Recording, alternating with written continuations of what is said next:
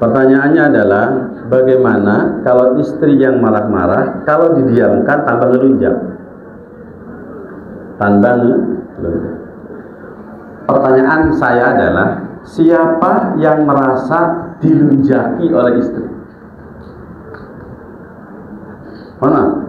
Siapa yang merasa istri kok tambah ngelunjak? Oke, pertanyaannya, sebenarnya itu tanda kekesalan, tanda kemarahan, atau tanda kelapangan? Halo? Kekesalan? Nah itu masalah. Itulah masalah. Kaum muslimin rahimakumullah, pertanyaan, ini penerapan tauhid dalam rumah tangga ya. Istri marah adalah stimulus, sepakat ya? Istri marah adalah stimulus, sepakat? Stimulusnya adalah apa? Istri marah. Pertanyaannya, pada saat istri marah sebagai sebuah stimulus ini, apakah akan kita tanggapi oleh diri kita sendiri sesuai dengan ilmu yang kita mampu, atau kita sandarkan kepada Allah Subhanahu wa taala? Atau pertanyaannya begini, siapa ketika istrinya marah lalu bertanya sama Allah, ya Allah, lihatlah istriku, dia sedang marah. Perasaan dulu waktu saya minta sama engkau gak kayak begini. Ada kayak begini Pak? Lalu apapun istri yang sampaikan, bilang sama Allah, ya Allah, istri saya ngomong kayak begini. Apa kira-kira sikap terbaik saya, pilihan kata terbaik saya, perbuatan saya, agar kemudian istri bisa berhenti marah? Ada yang pernah begitu? Ketika istri marah itu dialognya dengan Allah, bukan langsung dijawab, ada? Tapi rata-rata gimana? Rata-rata bagaimana? Istri marah langsung disikapi dengan kemampuan yang kita miliki. Bisa nggak? Tidak bisa. Ingat, kita sudah belajar ilmu tertinggi dalam Islam, namanya ilmu tawakal, betul? Wa may yatawakkal 'ala Allah fa huwa hasbuh.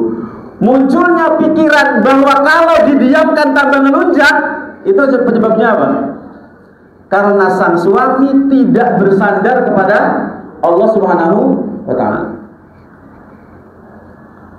Padahal ketika istri marah lalu kita bilang, demi engkau ya Allah, istriku marah luar biasa. Jika engkau mengandalkan aku untuk menyelesaikan masalah istriku marah, maka aku yakin tidak akan pernah bisa selesai. Pernah ngomong begitu Pak? Pernah ngomong begitu ke Allah? Halo? Pernah ngomong begitu? Enggak pernah. Lalu di mana fungsi hadis yang mengatakan atau doa yang mengatakan ya hayyu ya qayyum bi rahmatika astaghitsu aslih li sya'ni kullahu wa la takilni ila nafsi tarfata 'ainin? Di mana letaknya? Bukankah doa itu mengatakan ya hayyu ya qayyum, wahai yang maha hidup dan yang maha menghidupkan? Betul? Yang maha tegak, yang maha kuat, yang maha menegakkan segala sesuatu. Astaghitsu, aku mohon kepada engkau, aslih li sya'ni kullahu, tolong perbaiki aku seluruhnya, termasuk istri. Tapi ujungnya apa Pak? Wala takilni ila nafsi tarfata 'ainin. Betul? Jangan kau serahkan urusanku kepada aku. Oke Pak, perhatikan.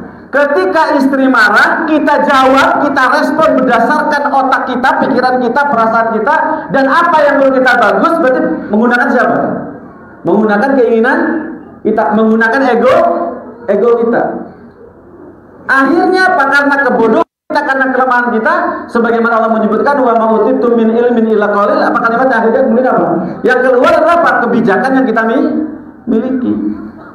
Akhirnya tarung kita dengan istri. Kenapa? Kita tidak menjadikan Allah sebagai pelindung. Mohon maaf Pak, kapan saja antum meneruskan metodologi ini untuk menghadapi istri, sekalipun antum menikah sampai umur 40 tahun, tidak akan pernah berhenti yang namanya bertengkar. Tapi kalau menggunakan kapan saja stimulus itu datang dari istri kepada kita, termasuk marah tadi, lalu kita apa? Menggunakan ilmu as-samadiyah, Ingat saya saya siapa ya? Pensarah kitab usul salasa. Saya membaca sekitar 5 syarah usul salasa. Yang salah satu ulama ini mengatakan bahwasanya apa? Dalam Islam, dalam tauhid ada namanya tauhid as-samadiyah. Tauhid bergantung kepada Allah Subhanahu wa taala. Nah, kita kadang tidak menggunakannya pada saat ada stimulus dan datang. Maka akhirnya kemudian apa? Problematika dari istri kita jawab dengan kekuatan di kita. Selesai tidak? Tidak selesai. Karena apa? Ada pelanggaran tadi, tidak menggunakan tauhid as-samadiyah. Harusnya apapun stimulus dari istri yang datang, maka ingat, sandarkan dulu semua kepada Allah Subhanahu wa taala. Ya Allah, saya tidak mau menjawab, saya tidak mau merespon apapun yang datang dari istri saya. Saya akan serahkan semuanya kepada Engkau. Tolong kasih stimulus kepada saya. Tolong kasih inspirasi kepada saya agar saya bisa menjawab apa yang. Ingat Pak, saya bertahun-tahun menggunakan ilmu ini. Maka saya sangat jarang sekali bertengkar dengan istri. Bahkan tambah istri tua, tambah sayang. Saya mau datang ke sini, istri saya nge-WA. Sayangku, hati-hati bicara dengan Umi.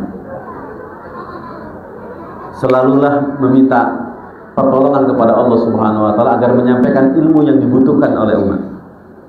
Kalimatnya begitu. Jadi begitu kan? Makanya saya yakin tidak ada seorang manusia yang sanggup mengendalikan dirinya. Ada nggak? Oke, saya tanya gini. Siapa yang pengendali hati? Pengendali jiwa? Pengendali sadar, dada? Siapa? Tidak ada. Kecuali semua Allah Subhanahu wa taala. Ingat, istri marah yang tertimpa fisik kita apa psikologis kita? Yang menyerang kepada kita itu ke hati kita, ke pikiran kita, ke perasaan kita, ke dada kita atau kemana? Bukan ke fisik kan? Seluruhnya bersifat psikologis. Dan seluruh komponen psikologis kita itu seluruhnya dikuasai oleh Allah Subhanahu wa taala. Lalu kenapa? Karena kita sudah tahu bahwa Allah yang menguasai kita kenapa kita tidak minta tolong kepada Allah Subhanahu wa taala untuk apa? Bisa menjawab, bisa menyelesaikan masalah psikologis yang dihadapi oleh kita dan istri kita. Lalu kapan kita menerapkan ilmu tauhid dalam rumah tangga?